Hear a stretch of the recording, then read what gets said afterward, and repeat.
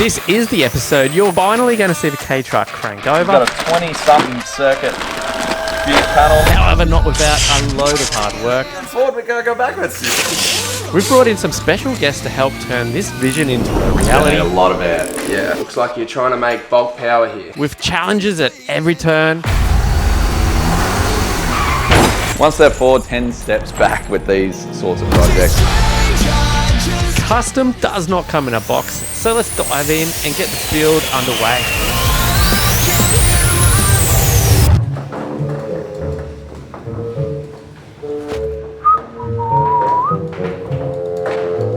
And this roller door really takes a while. I don't know if it's going to quite have the impact I thought it would have. We're going to be in ranges. Oh, there we are. For starters, I would like to say I apologise for the filming in the last one. This is a brand new camera, new Butte, so I'm still getting used to it, playing with some things. It actually had a crazy beauty filter on it, so it made my face go all blurry and weird and 10 years old again. But anyway, first things first, I'm going to get this front end back on. We've got the correct coils in. The truck is sitting at the right height. I still think we might be a little bit light on the coils, but not entirely sure yet. We're gonna drive it, see how it drives. Steering. Done. And get the intercooler piping all done, and look at some brakes. That's right. I'm gonna do my own brake lines this time. Justin's just real busy, and I've got a Raceworks flaring tool now. And he's lent me his benders, which you don't need, you can bend them by hand, but want to really try and get good at it. And then we're going to remake them all in stainless later anyway, so it is a bit of a practice. I really wanted to get all the accessory drive sorted before I go throwing radiators and intercoolers in front of it. Now, it was a bit of a mission. I don't know how I come up with this idea, just sort of epiphany in my head. The AC compressor and the alternator are relocated. This is a Ramit Conversions relocation that they use on the patrols. My power steering pump didn't fit in the correct spot either, so K's and Fab do a relocation bracket for that, which puts it up high here. But all of that being so custom meant that the belt length I needed just doesn't exist. It's just not a thing. What I've done is I've added this idler pulley, literally just went down to the auto parts store, bought one. Like, you can buy them anywhere, they're real common. And there's actually already a thread in the block, but by adding this idler, it has made the run longer and made it a common belt that I can just buy. I'm pretty pumped about that. I haven't played around with engine accessory stuff too much, a little bit on my small block and my big block. Never have I really got custom with it, so yeah, that's a bit exciting. Now that's done, I'm gonna start bolting the rest of the stuff on. Diesel engines don't make vacuum, so you have to have a vacuum pump. TJ's 1KD, for instance, that's in the N70s. It has a vacuum pump that actually runs on the engine gears. So that's like all your timing gears and everything that's in behind your accessory. Cummins don't have that. Well, this 6.7 doesn't anyway. There might be some that do. How the hell do you get vacuum assisted brake? That's where this bad boy comes in to play. Expensive bit of kit, this one, but that's why it's all taped up. I have pre-fit it. What is that? That is not a brake booster. It's not a big round. That is what's called a hydro boost. Basically, your power steering pump actually runs through this booster and it hydraulically assists. Don't ask me how, I haven't looked that far into it. All I know is you hook power steering lines up to it and it works. It also has an accumulator on it. Nitrogen on the other side starts pushing the piston back in. So you can get a couple of good pumps before you start rolling down the hill backwards and do a backflip. But that's what we don't want to happen. And another way around this situation is I'm gonna run an electric power steering pump, and it's gonna eliminate everything because I don't need the engine running. I just need, as long as I got battery power, I'm gonna have fluid running through that booster, and it'll be separate to my power steering too. So if I get a leak in my power steering lines, it's not going to affect my brakes. So that's the plan. Sounds like my daughter's coming. Come be on camera. Did you go to dancing? Oh, you got a sticker. We've got a proud dad moment here. We got a sticker. Show the world your sticker. You're a star. Wow. Get that from dancing. Did you have fun? Yeah. Do you reckon you'll have more fun in the shed with Dad? Yeah. I've drilled my new firewall hole to be able to, hello. I sort of wanted it fairly tight so that it's on the rubber. I also don't want it to rip the rubber. I'll put a bush on it, that's what I'll do. Smart thinking. See what happens when we work together? That's great. Once this is sort of finalised and in, I can start doing me brake lines. Rightio guys, moment of truth. I have been absolutely stuffing around with this, this brake booster. Okay, let me explain. I'm gonna explain it. You probably don't want to hear it, but I'm going to explain it. So basically this hydro boost can go like that or like that. So originally it came like that, but my coilovers are in the way. So now it's like that, but now I've managed to get rid of these brackets because I've shaved the firewall. Hey, we're going straight in. It lowers the brake down, everything clears. Well, we're about to find out. Oh, righto. Brake booster is in, so that's very exciting. I've been down to my good mate Susty, Sunshine Coast Brake and Clutch. Borrowed his brake tube bender. It also does fuel lines. I don't think I really need it. We're just gonna make them out of steel lines to start with. I believe they're steel. Then we're gonna make them out of stainless later, which probably won't happen. But anyway, I've got myself a Raceworks flaring tool, brake flaring thing, my bob. Here, like in your vise, like so.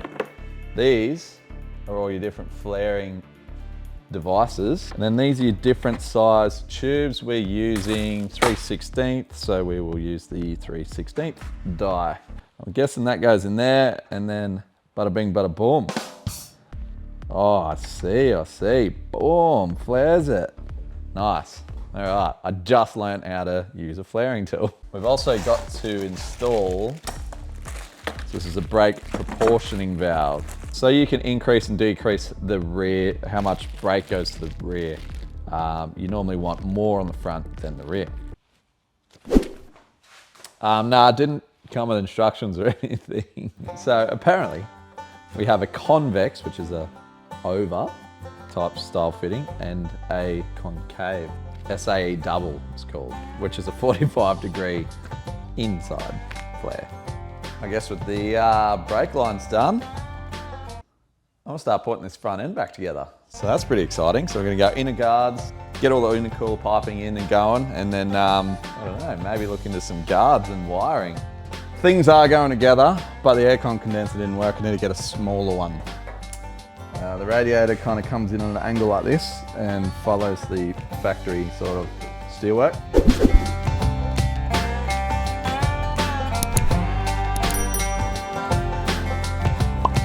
Possibly the most unprofessional way to explain an aircon system, but I think it's pretty interesting because I've had to recently learn absolutely everything as fast as possible because I've never ever done an automotive aircon system before. So I have purchased, it's a vintage air. I got the Gen 5 with the bigger fan as well. So this is the latest and greatest. The beauty of this, it has an inbuilt expansion tank. So there's one thing missing from everything I've laid out here, and it's that. It's only because it's inbuilt. You have got an aircon compressor, an aircon condenser, an aircon dryer, and in this is an expansion valve. Yeah, I guess so. Where I started was the high pressure side is actually the smaller line, and the high pressure side out of the compressor pumps into the top of the condenser, runs through the condenser, out the bottom and into the dryer. Now the dryer for me has a pressure switch, and that pressure switch basically turns off the compressor when it doesn't need to be running. So that just runs in line with your AC relay. Now, the output of that runs through your firewall into your aircon system. And then you have the low pressure side, which is strangely your bigger hose, runs back through the firewall, all the way back and into the low pressure side of your air conditioning pump. So that's the AC pump. That's the cold side of things sorted. Then you got the hot side. So the hot side, if this is my engine, out of the top of your head, you have the hot engine water. So it's the water's pumped through your engine, it's warmed up, it's got hot. It runs back out of that through a heater control valve. Now that's a good part about these Gen 5 is the heater control valve you can put in the engine bay. Now this basically opens and shuts when it needs hot water. And then the hot water runs through into this system, through the heater core, and then comes back out and down and into basically the engine again, but down near the radiator hose where it then recycles. So the heater side of things is actually really easy. The AC side's a little harder. You're also gonna need, you don't have to use one of these. There is other fittings that don't need to be crimped, but I just thought this is gonna look a lot better, and the 8-speed boys had one of these, so I borrowed it. But this is a crimper. So this crimps all the way around the fitting and ends up looking like this bad boy. I just think it looks a bit better than the other ones you can use, which just like a hose pushes on and has like a metal clamp. I like this. I think it's less chance of stuffing up, so I've gone with that. Now you're also gonna have to put in line with the system. So these are where your aircon serviceman is gonna clip on, vacuum out the system, check for leaks, and obviously gas it back up. So it's just like a bike valve in there, like a tyre valve. That's Aircon 101 with Macca. I'm no pro, but this is what I've learnt. Anyone doing a classic car is gonna need to know all this sort of stuff. What have you been doing here this morning, Simo? You've stripped under the dash? Stripped under the dash, painted, some car builder's sound deadener. Now some acoustic lighting. Nice. We'll probably do the mass noise liner as well, which is the rubber one. But this is just so we can mount the aircon evaporator, which goes under the dash. We just got that firewall section done now. We'll get the aircon unit in, then we can finish all the plumbing. That's gonna go on the firewall. Just gotta finish crimping these up and finally finish some stuff off. Voila. Crimp City. All right. That's the aircon finally done. Man, I lost some days on this. I'm pretty stoked. So it's 100% plumbed in. Just gotta wire it now, but that's my next goal. I'm about to embark on a journey that is gonna send me mad. By the end of it, I'm gonna be a very happy man because it'll be done. And it'll be done real nice. I'm super OCD with it. And that's the pain in the ass part because it takes me way longer than it should. But anyway, time to get stuck into it. Here's the aircon though. Okay, so the main reason I went this kit is it's designed for the C and K trucks. Well, I'm assuming K trucks, they're pretty much the same thing. So you got like the main power, you've got a 20-something circuit fuse panel, the modern day fuses, which is great. Flasher relays, gauge cluster wiring, front light kit, key barrels, and absolutely everything. So it's very expensive. So I managed to get this one. It was a fella had it and wasn't using it, so it's secondhand. But got this on eBay for 1,300 bucks. But I think the one I put in my C truck was $2,000 or something. But everything is labelled where it's got to go. It comes with wiring diagrams. Like, it just really simplifies it. Plan's changed a little bit. So I was originally using this 47-pin Dutch connector. So that was the original plan, but the wiring kit I got actually more designed around the factory plug system, so it's kind of cool. So factory harness has a plug onto the firewall, and aftermarket one actually mimics it. Now, I was gonna use the connector, so I thought this got deleted in the new kit, but turns out it's straight on the back of the fuse panel, straight to the firewall, so that's how everything sort of mounts. So I don't really have a choice but to use it now, but that's all right. It's actually a pretty cool little thing. It's gonna achieve the same goal. And it's all pre-wired. So I could just plug my headlight loom in, plug my brake looms in, and plug my engine loom in, and away we go. So I just gotta switch over a few little wires and relabel them and use them for different things. Pretty sure this is the last time it's gonna go on. Trust me, the harder it is to put on, the better, because you don't want to lose intercooler piping. You know about it when you got zero power. I'm meant to be wiring right now, but I got excited because I was like, oh, this can go on. Look, the sad part is the Phoenix is upside down. Boy, what do we got? Oh, stop it! The accelerator pedal. Little go fast button. Oh, stop it. Look at the alignment too. That looks perfect. Like it's meant to be there. We are starting to kick some goals. Also, got the turbo Lamech mounted up in behind the dash and the engine fuse box. So we're keeping pretty well all the fuses out of the engine bay. Everything's gonna be in the cab up high under the dash.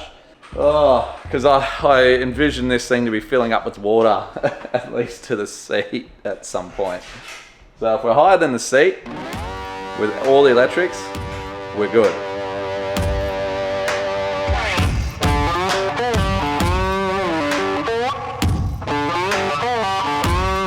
Excuse the dodgy GoPro going on right now, but I have come up with an idea. There's the original key switch.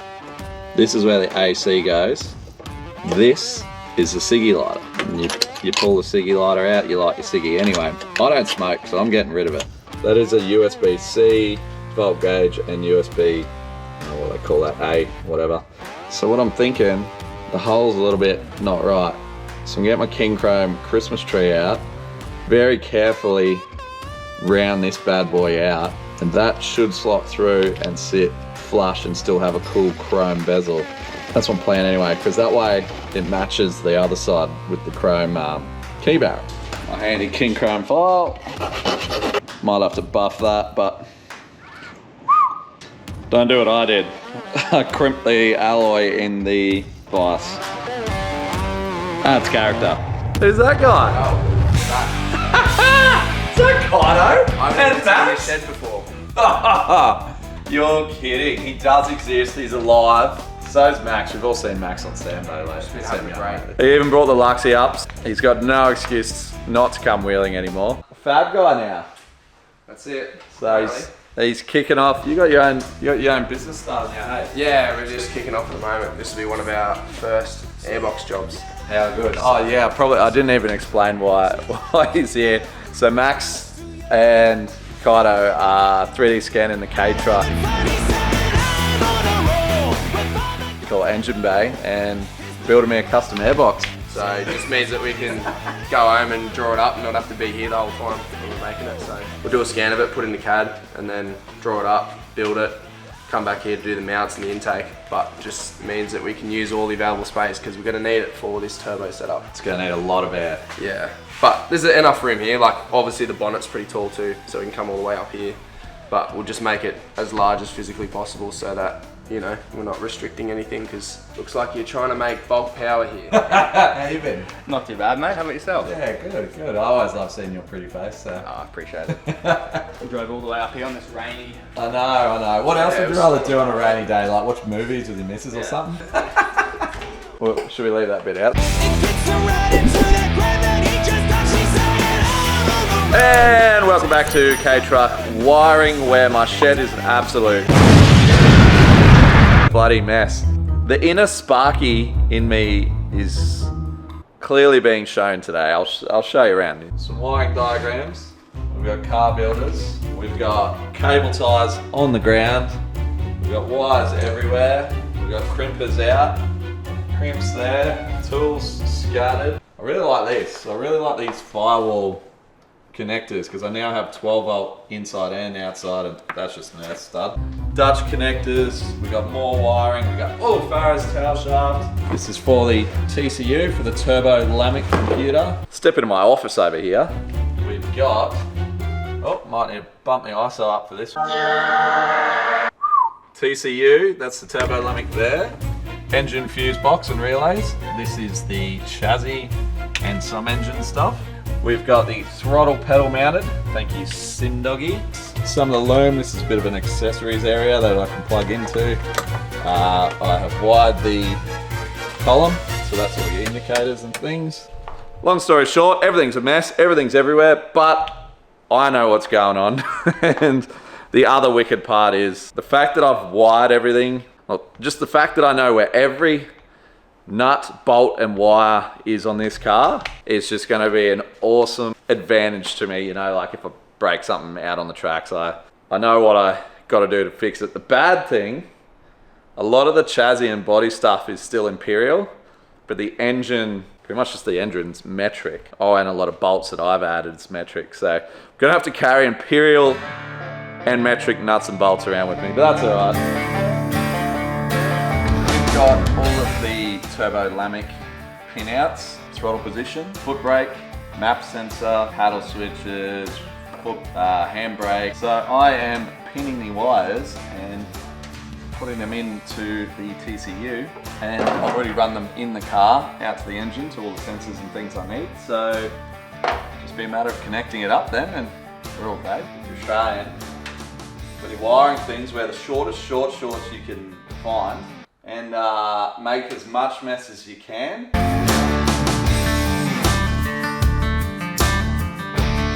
Okay, the 76 and the Cruiser are all done and off to Perth. Now, straight back into the K truck. This shed was immaculate. It was clean as. And then the Sparky was in here till about, I think it was about 11 o'clock last night, and really shows. It's good to see I've still got it, not a broom in sight. All right, the Chippy's Labour will come clean it up surely, all the flooring blokes. Getting into it, we've got this battery tray. Very, very cool battery tray made up by Metamorphic Laser. I just finished dimple dyeing the dimple dyes in it, if you can see how the circles are recessed. That's pretty cool. What else have we got going on? Engine wiring's finished. Rear thermos for the rear transmission cooler is finished. Just got the front thermos, front headlights to go. What else is wired? All the indicators, everything, all that's all wired up to run out to where it's got to go. Look, we're very, very close. I could pretty well start. I think I'll get these thermos wired up, and I might start testing some circuits, see if things work. I like to show my fails, and there's been a lot of them. I recently got these lines made up by Justin, my good mate at Sunshine Coast Brake and Clutch. And as he was flaring it, I was like, did mine a little different to that. And turns out I missed a step. You actually have to double flare it. So you hit it with a tool, and then you hit it with the next one. All the brake lines I've already done. I'm pulling back out, and I'm re-flaring them. It's okay, I allowed length and stuff on my lines, so it's okay. I've got the length to do it, just quite the pain in the ass. Along with the hydraulic steer assist. Full hydraulic steering is actually illegal. You have to have mechanical steering. You're allowed a hydro assist. So that's a ram that basically pushes and pulls on the steering system to help you steer it. Really cool idea, very hard to package. Me and Ben actually welded it in one weekend. Luckily we just tacked it in. I was like, all right, I'll do it properly. I'll pull the coils back out, lower it down on bump stops, and sure enough, it hit. So I had to pull all of that out again, make new brackets, move it out a bit, move it down a bit, twist it around a bit. Now it's all good. Went down to Pertec, got some lines made up, and one step forward, 10 steps back with these sorts of projects. Just gotta be patient. Sometimes you gotta walk away. I walked away, got stuck into the 79 and the 76, and it was just, it was good to just work on something else for a little bit, refresh my brain. I'm really starting to think I've got like adult ADHD, because I'll just be doing one job and then I'll be like, oh, there's a bit of dirt there, and I'll just start wiping that off, or, oh, I'll put that battery in, or, oh, that's right, I gotta cut that, and TJ must watch all these and just go, I worry about this boy sometimes. Back to the brakes. Gotta get this last line back in, and put the clamps back on, finish the rears, and then we can bleed them. All right, so the K's and Fat boys just turned up just in time, hey, woohoo! Hey, we got Nick and Mitch, how you going, boys? They've come up to check my progress, play around with some things on the Hilux, and help me lift the tub on. Oh, look, TJ's back too. Whoa! And Zala, you ready to lift it? Yep. Okay, so the rear clip isn't made yet, but look, I finished the brakes, so we're gonna put the tub on, just get it out of the way. Job done. First time, what do you think? Love it. Cool, eh? You wouldn't even know that that's been sitting outside. You got a whole apartment building garage on the back of it too. It's a big tub, eh? This is pretty exciting, TJ. I know. The tub hasn't been on for months. Yeah, pretty good. You reckon Bunnings makes 300mm garden edging? Yeah, look. Yeah, just like inspecting the box, make sure the boys did a good job with the build.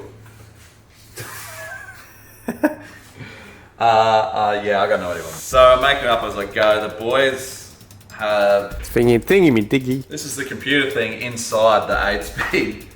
That's the valve body that we've removed. And anyway, this has the turbo lambing chip that talks to the aftermarket TCU. Soldered into it. This one does not. This one is just a stock guy, and the boys are like, oh, you'll be able to swap that over, so I'm just kind of making it up as I go. Look at this thing, it's a car now. We have a car on the boys, what's going on? I got get a little excited to say it's going to be running today, but I'm a little behind. I reckon tomorrow's the day. Surprise at all, we're only 2 years and 3 months behind schedule. Remember that I said I'd have this run done in a weekend? Yeah. Yeah, like, just that weekend lasted like 4 months.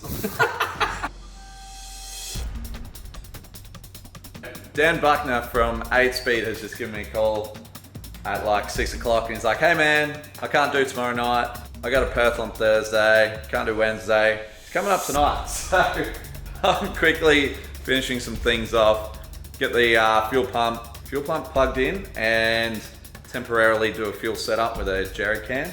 Dan's bringing up some oil for the gearbox. A little bit exciting. It's going to be a late night, I think.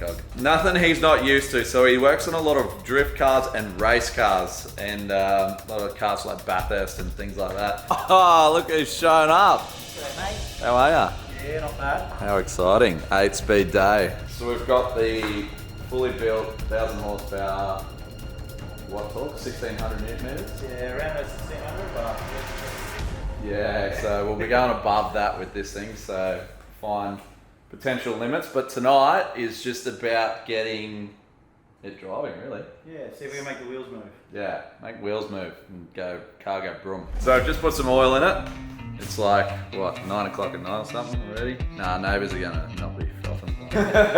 What you gotta do is just be really nice to them, wave to them every day, and then they can't hate you. Programmed all the crank sensor, map sensor, all that. Do we have RPM? I guess we don't know yet. Yeah, yeah, we'll try that soon. Try that soon, so it's time to fire it up. Yep. With any luck, everything should work first go. Wow, Sparky. I got something right apparently.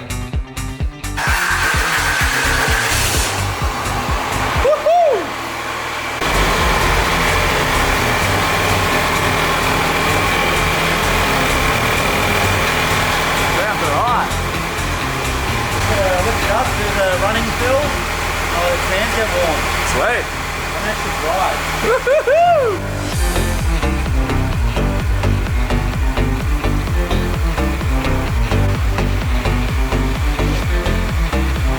Second fire up.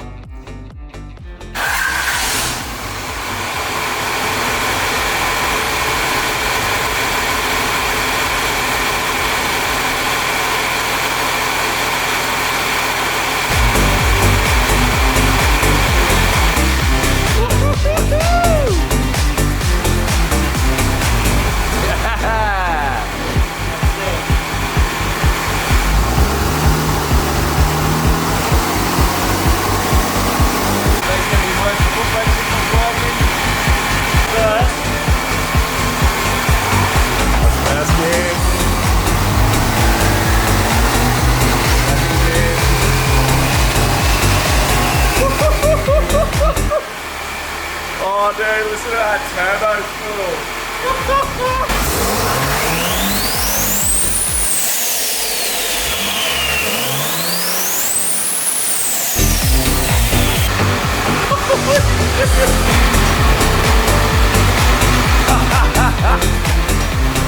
Holy boost Batman. That's fucking cool. Ew. Cheers to that, mate. No, So, probably shouldn't have trans-braked it at 10 o'clock at night for the neighbours, but hey, we did it. keen to see this thing move. Fuck, so am I. I'm excited. And that was on tune 1 of 5. Sorry. She was very sooty. Alright, it's like 10:30. Buck's just bailed, he's heading home. Can't wipe a smile off the face, I'm frothing. Oh man, Kaz and Fat Boys, Farrow's Shafts, 8 Speed, everyone. We're there. We're there. It's gonna drive. Tomorrow I'm gonna drive it. So, oh man, pumped. Can't wait to show Tino tomorrow.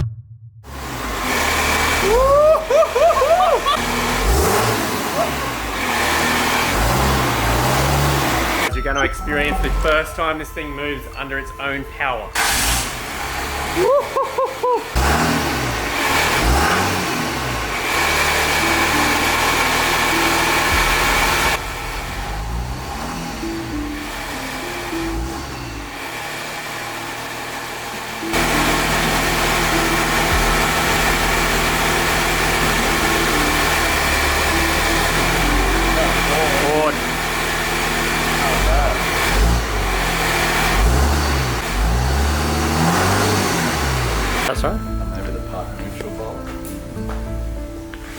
Yeah, so it definitely wanted to go forward real fast, but no reverse. Forward was sweet.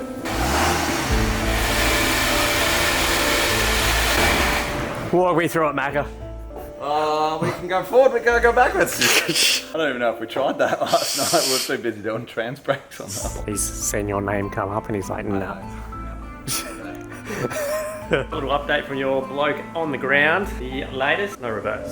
Hey, I can't go reverse.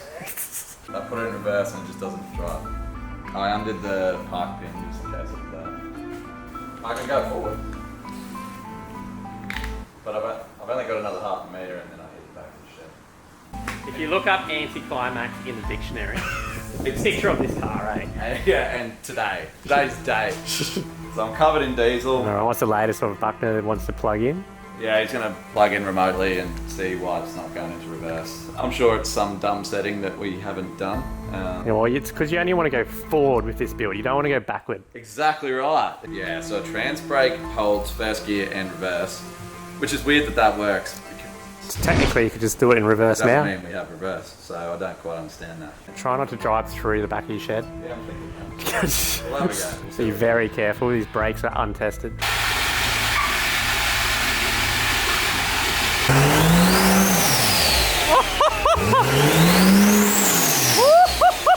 I just grew chest hair listening to it.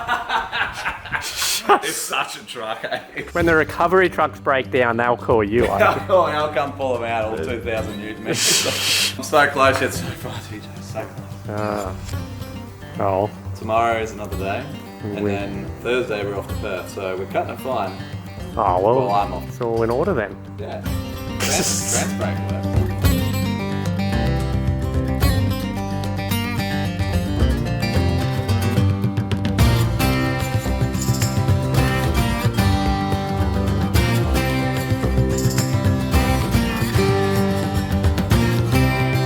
It's out of the shed, technically. Like, look at that. If you ask me, that's definitely out of the shed. Tell you what, this thing is putting up a fight. It does not want to leave the shed, mate. It doesn't. If you slap it on the arse and tell it it's not going anywhere, it ain't going nowhere. It ain't. It ain't. Right, we've just had a power steering line blow. Brett can tell you firsthand that it blew. All on my face. So it's only the high pressure line. What do you reckon's the actual issue, mate? What I'll do is I'll rip down the Pertec and be like, hey boys, make this so it doesn't explode. Then I'll be back on the road again. Have you got more fluid? Oh, what seems to be the issue, boys? Move forward in life, TJ.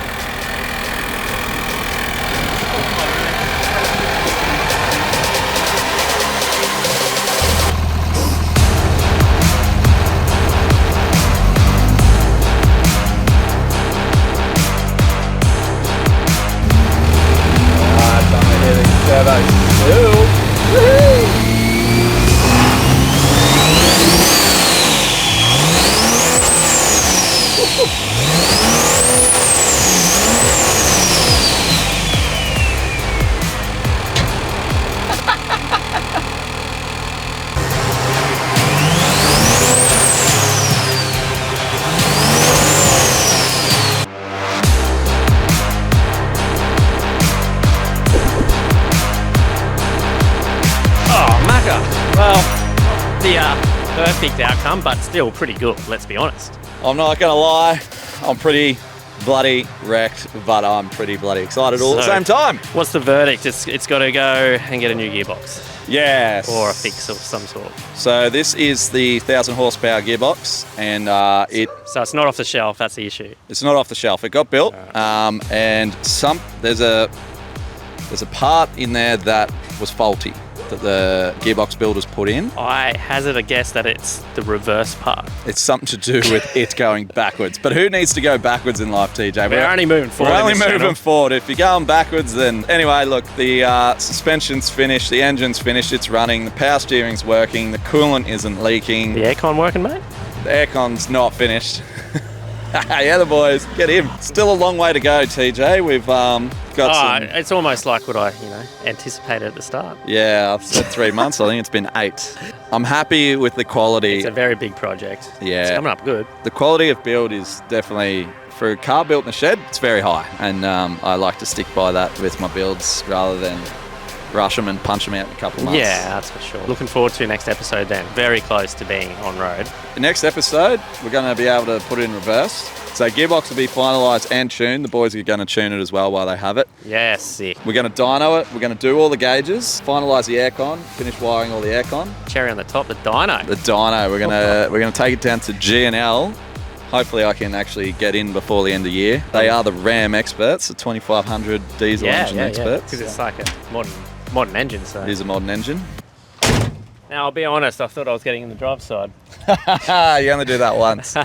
But I guess we'll wrap it up there. It's been an absolute mammoth effort to get it here. I've been a lot of late nights in the shed, especially with the 79, 76 build happening recently. Well and truly looking forward to not wasting some weekends over in Perth, bringing the family over too. How good's it? Oh, how cool's that? Well, how often does little Zalia get to come to Esperance and on a trip with the boys? So Boys. we got Harry Fisher coming with, and so I've got a feeling the food's going to be pretty good if he shares. I don't know if he's a sharer. Yeah, we'll see. Yeah, look, it is a classic car. It is built in 1969. It's been a hard slog. Ask Pearly, he knows all about it.